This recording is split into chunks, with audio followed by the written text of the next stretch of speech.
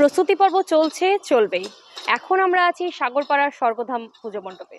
আমরা দেখে নেব তাদের পুজো প্রস্তুতি কেমন চলছে।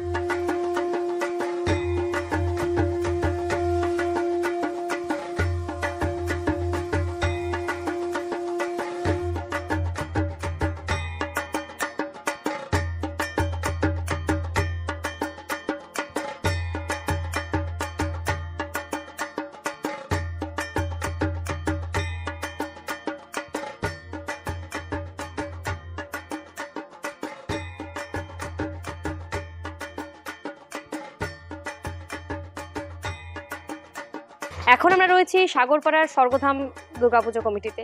কমিটির সদস্যরা সকলেই রয়েছে আমাদের সঙ্গে। আমরা জানবো তাদের প্রস্তুতি কেমন হচ্ছে, পুজো 3টে দিন তারা কিভাবে কাটায়। প্রথমে আমি জিজ্ঞাসা করবো আপনাকে, এবছর আমাদের 3 দিন পুজো, অন্যান্য বছরের তুলনায় একটু আলাদা।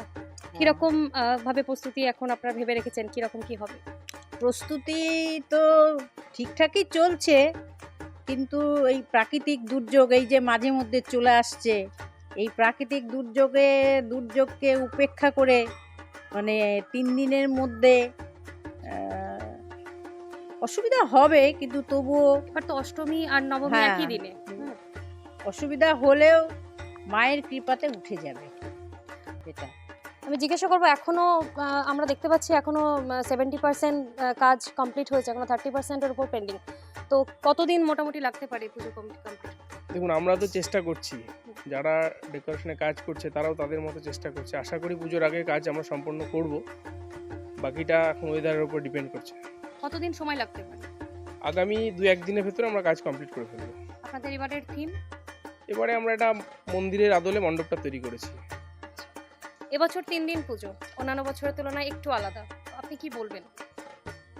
3 দিন পুজো সেটা ঠিক আছে, কিন্তু আমাদের বাঙালিদের যে দুর্গোৎসব, যে আবেগপ্রবণ পুজো, সেই দিক থেকে 3 দিনটা আমরা না, আমাদের কাছে 5 দিনই পুজো, এবং সেটা আমরা 5 দিনই উপভোগ করব। পুজো 3 দিন হোক, হয়তো অসুবিধা হবে 3 দিন পুজো, এবং প্রত্যেকটা পুজোয় ভোরের দিকে প্রায় তিথিগুলো আছে, যার ফলে হয়তো অসুবিধা হবে। সেই অসুবিধাকে উপেক্ষা করে আমরা 5 দিনে এই উৎসবটাকে পালন করব। এবং তার সঙ্গে আমাদের এইখানে এবার বাড়তি একটা উৎসবের আয়োজন করা হয়েছে। সেই উৎসবটা হচ্ছে মেলা।